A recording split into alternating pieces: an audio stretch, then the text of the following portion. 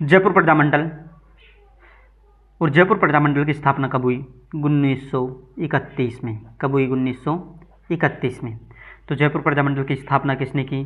तो जयपुर तो कपूरचंद पाटणी ने की थी। किसने की थी? कपूरचंद पाटणी ने जयपुर प्रजामंडल की स्थापना की थी। बोलो, जयपुर प्रजामंडल की अगर स्थापना करनी है तो कपूर तो लगानी पड़ेगी भाई, कपूर तो लगानी पड़ेगी। तो जयपुर प्रजामंडल की स्थापना किसने की थी? कपूरचंद पाटणी ने। तो जयपुर प्रजामंडल की जो पुनर्गठन हुआ है ना, पहले ये बहुत मंदा पर धीमा पड़ चुका था, तो इसका पुनर्गठन हुआ था 1936 में। 1931 में 5 जोड़ो, बोलो 5 जोड़ो तो क्या आएगा? 1936। और 1936 में पुनर्गठन कौन करेगा? तो पुनर्गठन तो पैसे वाला करेगा, और पैसे वाला तो कौन था? बजाज था, जमनालाल बजाज। तो बताओ पुनर्गठन किसने कौन करेगा? जमनालाल बजाज। इसके अध्यक्ष था, तो अध्यक्षता करने के अंदर तो चींची नहीं करने का है ना, चींची नहीं करने का, तो चिरंजीलाल मिश्र। और इस मंत्री तो कौन ही बनेगा भाई? हीरालाल ही बनेगा। कौन? जयपुर का था हीरालाल शास्त्री। तो जयपुर का हीरालाल शास्त्री इसमें मंत्री बनेगा। तो बताओ जयपुर प्रजामंडल की स्थापना 1931 में कौन करेगा? कपूरचंद पाटणी। 1936 में जमनालाल बजाज ने क्या किया? पुनर्गठन किया, जिसकी अध्यक्षता किसने की थी? चिरंजीलाल मिश्र ने। और मंत्री कौन बना था? हीरालाल शास्त्री। ठीक है, आती है 1938 ईस्वी। 1938 ईस्वी इसमें अध्यक्ष कौन बन जाते हैं? जमनालाल बजाज। ये पूछा जाता है कि जमनालाल बजाज जयपुर प्रजामंडल की अध्यक्ष कब बने? तो कब बने? 1938 में। 1938 के अंदर ही जयपुर प्रजामंडल का फर्स्ट अधिवेशन होता है। कौन सा अधिवेशन होता है? फर्स्ट अधिवेशन होता है। और कहाँ पे होगा? बताओ कहाँ पे होगा? टीले पर होगा। और टीला भी कौन सा? नथमल का टीला। कौन सा टीला? नथमल का टीले पर होगा। अध्यक्ष इसमें खुद बजाज जी होते हैं। होते हैं बजाज, यानी जमनालाल बजाज जी इसकी अध्यक्षता करते हैं फर्स्ट अधिवेशन की, है ना। और 1938 के अंदर ही 10 मई की वो तारीख होती है। 10 मई की वो तारीख होती है। क्या होती है? 10 मई की वो तारीख थी जब कस्तूरबा गांधी ने क्या किया था? महिलाओं की सभा को क्या किया था? संबोधन किया था। महिलाओं का सभा का संबोधन किया था। तो आप मुझे बताओ 1938 आपको याद हुआ कि नहीं? 1938 में जयपुर प्रजामंडल का अध्यक्ष कौन बन गया? जमनालाल बजाज। ठीक है, फर्स्ट अधिवेशन 1938 के अंदर ही हुआ और टीले पर हुआ। और कौन से टीले पर? नथमल के टीले पर हुआ। अध्यक्ष खुद बजाज जी बन जाते हैं। 10 मई 1938 को कस्तूरबा गांधी ने महिलाओं की सभा को संबोधित किया। ये भी पूछा जाएगा, बहुत ज़्यादा इंपॉर्टेंट है, बहुत ज़्यादा इंपॉर्टेंट है। यहाँ से ये पूरा ही इंपॉर्टेंट है, ठीक है। तो यहाँ पे प्रजामंडल के अध्यक्ष जमनालाल बजाज बने 1938 के अंदर। 1938 के अंदर नथमल के टीले पर फर्स्ट अधिवेशन हुआ, जिसका अध्यक्ष जमनालाल बजाज जी बने। 10 मई 1938 को कस्तूरबा गांधी ने महिलाओं की सभा को संबोधन किया। आती है 1939 ईस्वी। क्या आती है? 1939 ईस्वी। 1939 ईस्वी में जयपुर प्रजामंडल पर पाबंदी लगाई दी जाती है जयपुर रियासत के द्वारा। किसके द्वारा? जयपुर रियासत के द्वारा। जयपुर रियासत के द्वारा। जब अगर इस पर पाबंदी लग गई है तो अब तो सत्याग्रह होगा सब। क्या होगा? सत्याग्रह होगा। सत्याग्रह होगा तो कब से कब तक चला? 5 फरवरी से लेकर 18 मार्च तक। 5 फरवरी से लेकर 18 मार्च तक। 5 फरवरी से लेकर 18 मार्च तक चला 1939 के अंदर। कब चला? 1939 के अंदर 5 फरवरी से लेकर 18 मार्च तक चला। और इसकी अध्यक्षता किसने की थी? बताओ, नेतृत्व किसने किया था? चिरंजीलाल मिश्र ने। चिरंजीलाल मिश्र ही करेगा, और तो कौन आएगा यहाँ पे, है ना। सत्याग्रह के अंदर चींची करेगा चिरंजीलाल मिश्र। चींची करेगा कौन? चिरंजीलाल मिश्र।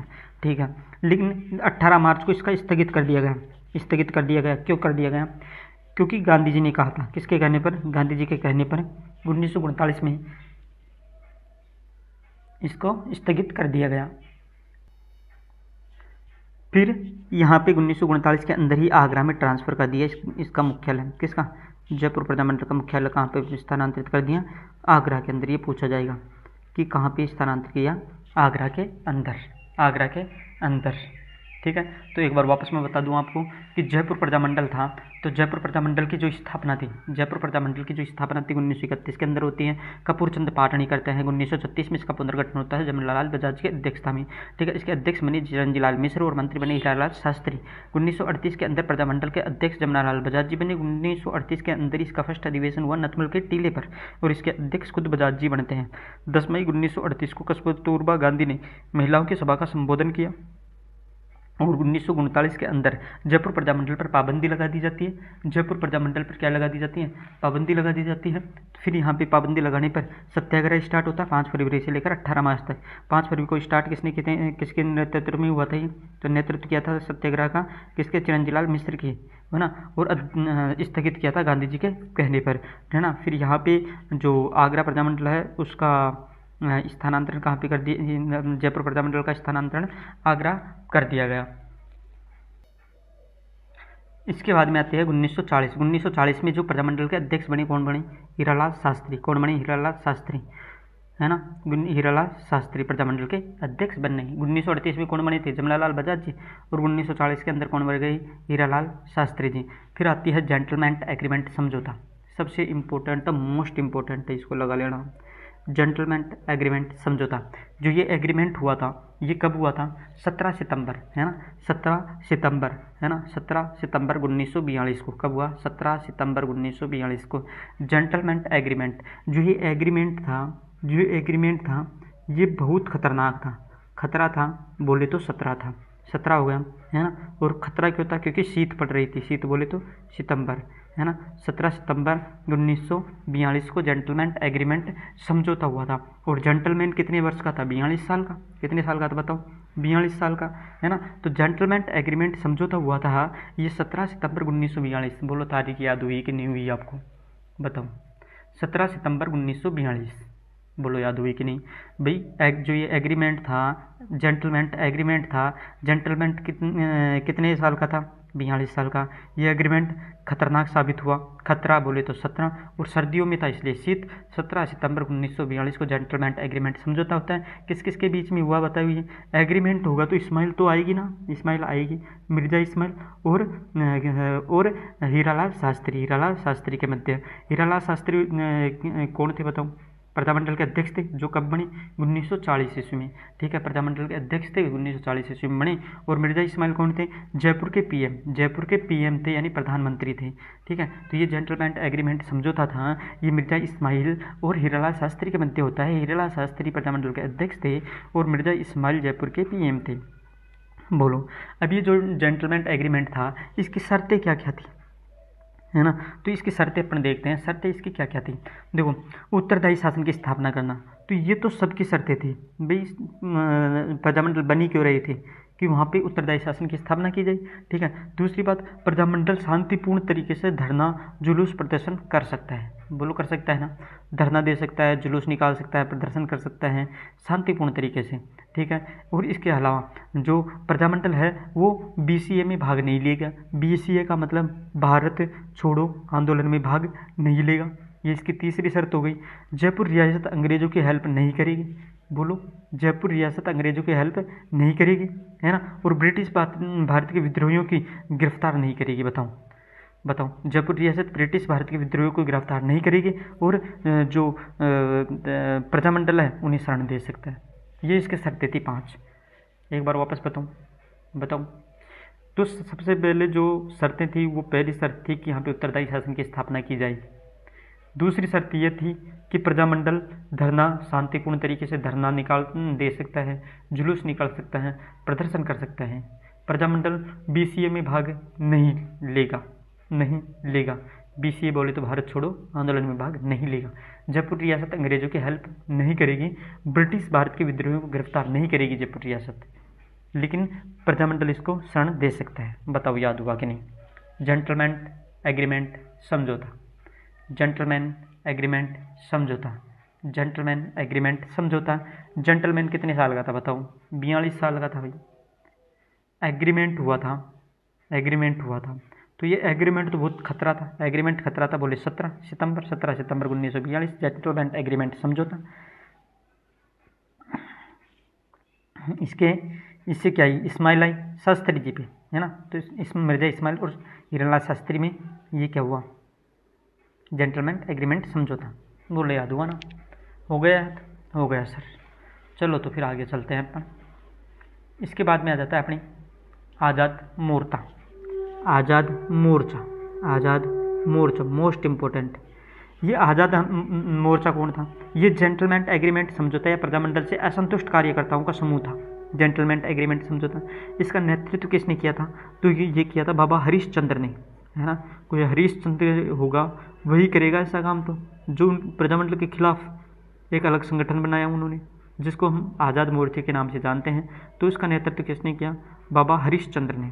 ठीक है, इसके कितने सदस्य थे बताओ? 5 सदस्य थे। कितने सदस्य थे? 5 सदस्य। 5 सदस्यों में तो 3 तो जोशी थे, आप याद करो, 3 तो जोशी थे, 3 तो जोशीले थे। बताओ जोशीले थे कि नहीं थे? तो 3 तो जोशी थे अपने, 3 जोशी थे, है ना। एक भंडारी था, 3 जोशी, 1 भंडारी, 1 कांस्टेबल। बोलो करो याद, हुआ कि नहीं हुआ? बोलो। रामकरण जोशी, लादूराम जोशी, हंसराज जोशी, दौलतमल भंडारी, गुलाबचंद कांस्टेबल। बोलो याद हुआ कि नहीं हुआ? हुआ ना याद? तो अपने आज़ाद मोर्चा था उसका नेतृत्व किसने किया? बाबा हरिश्चंद्र ने। प्रजामंडल के असंतुष्ट कार्यकर्ताओं का ये समूह था, है ना। इसमें 5 सदस्य थे, 3 जोशी। बताओ कौन कौन से? रामकरण जोशी, लादूराम जोशी, हंसराज जोशी। रामकरण जोशी, लादूराम जोशी, हंसराज जोशी। रामकरण जोशी, लादूराम जोशी, हंसराज जोशी। और एक कौन था? दौलतमल भंडारी, है ना। दौलत तो चाहिए होगी, अलग से समूह बनाया, क्योंकि यहाँ पे दौलत थी तो दौलतमल भंडारी, और यहाँ पे गुलाबचंद कांस्टेबल, गुलाबचंद कांस्टेबल। बोलो याद हुआ कि नहीं हुआ? इस आज़ाद मोर्चे का विलय हुआ 1945 के अंदर। कब हुआ? 1945 के अंदर। किस में हुआ? जयपुर प्रजामंडल में। किस में हुआ? जयपुर प्रजामंडल में। किसके कहने पर? नेहरू जी के कहने पर। याद रखना, यहाँ पे नेहरू जी के कहने पर इसका विलय हुआ था। यहाँ पे ये इम्पोर्टेंट होगा। क्यों इम्पोर्टेंट होगा? पूछा जाएगा कि आज़ाद मोर्चे का विलय जयपुर प्रजामंडल में किसके कहने पर किया गया? तो वो नेहरू जी के कहने पर 1945 ईस्वी में। बोलो याद हुआ कि नहीं हुआ? हो गया याद? अब यहाँ पे एक और है जयपुर प्रजामंडल से संबंधित व्यक्ति, देवी शंकर तिवारी। बहुत इम्पोर्टेंट व्यक्तित्व है इनका, है, बहुत इम्पोर्टेंट है ये।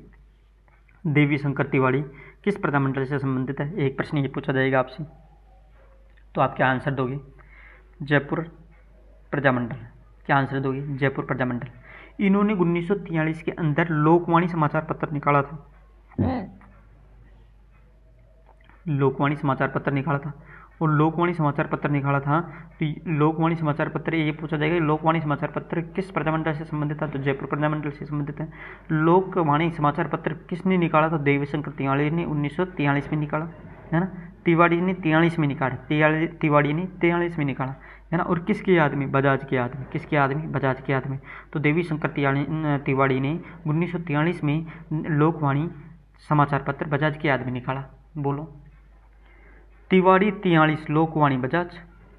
कर लो याद, तिवारी 43, लोकवाणी बजाज। हो गया याद? यही वो व्यक्ति हैं जिन्होंने 1946 में जयपुर रियासत का फर्स्ट गैर सरकारी मंत्री बना था। राजस्थान का भी फर्स्ट ही था, राजस्थान का, और किसी भी रियासत में फर्स्ट गैर सरकारी मंत्री था। बोलो, कर लो याद, कर लो। फिर इसको बनाया जाता है आरपीएससी का अध्यक्ष, जो कि आज तक का सबसे लंबा कार्यकाल है इनका। बोलो, सबसे लंबा इनका, सबसे लंबा कार्यकाल है इनका, सबसे लंबा कार्यकाल है आरपीएससी के पद पर, आरपीएससी के पद पर। बोलो याद हुआ कि नहीं? एक बार वापस बता दूं। देवी शंकर तिवारी 1943 में लोकवाणी समाचार पत्र निकाला बजाज जी की याद में। 1946 में इसको जयपुर प्रजामंडल का, जयपुर रियासत का फर्स्ट गैर सरकारी मंत्री बनाया गया, जो कि पूरे राजस्थान में ये फर्स्ट गैर सरकारी मंत्री था। आरपीएससी के अध्यक्ष रहा है ये, जिनका कार्यकाल सबसे लंबा रहा है। अब मैं आपको सबसे इम्पोर्टेंट, जहाँ से आजकल प्रश्न पूछे जाते हैं, महिलाओं से सबसे ज़्यादा प्रश्न पूछे जाने लग गए आजकल। महिला सशक्तिकरण को बढ़ावा देने के लिए महिलाओं से प्रश्न पूछे जाने जाते हैं। तो जयपुर प्रजामंडल में जो गिरफ्तार हुई महिलाएं थी वो क्या थी? तो जयपुर प्रजामंडल में महिलाओं के क्या लगाई जाती थी? सुई। क्या लगाई जाती थी बताओ? सुई लगाई जाती थी। तो महिलाएं क्या कहती थी? सुई दूर, सुई दूर, सुई दूर, है ना। तो जयपुर प्रजामंडल में महिलाओं के क्या लगाई जाती थी? सुई। तो महिलाएं क्या कहती थी? सुई दूर, सुई दूर। क्या कहती थी? सुई दूर करो, सुई दूर, सुई दूर। सु से सुशीला देवी, ई से इंदिरा देवी, दू से दुर्गा देवी, और र से रत्ना और रमा देवी, रत्ना देवी और रमा देवी। बोलो याद हुआ कि नहीं? सुई दूर महिलाएं क्या कहती थी? सुई दूर। तो सुशीला देवी, इंदिरा देवी, दुर्गा देवी और रत्ना देवी। बोलो याद हुआ कि नहीं? अब आपसे एक मैं प्रश्न कर लेता हूँ, है ना, एक प्रश्न कर लेता हूँ, और वो प्रश्न है, जयपुर प्रजामंडल में जयपुर दिवस कब मनाया गया? जयपुर दिवस कब मनाया गया? ये आपके लिए प्रश्न है। बताओ कौन, कब मनाया गया था? जयपुर प्रजामंडल में जयपुर दिवस कब मनाया गया था, ये पूछा जाएगा आपसे। बताओ। प्रश्न नंबर 2, जयपुर प्रजामंडल में महिला सत्याग्रह का नेतृत्व किसने किया था? महिला सत्याग्रह का नेतृत्व किसने किया था? बताओ किसने किया था? ऑप्शन है इसमें दुर्गा देवी, ऑप्शन है इसमें दुर्गा देवी, और ऑप्शन नंबर बी रत्ना देवी। बताओ कौन सा आंसर इसमें? बताओ बताओ कौन है?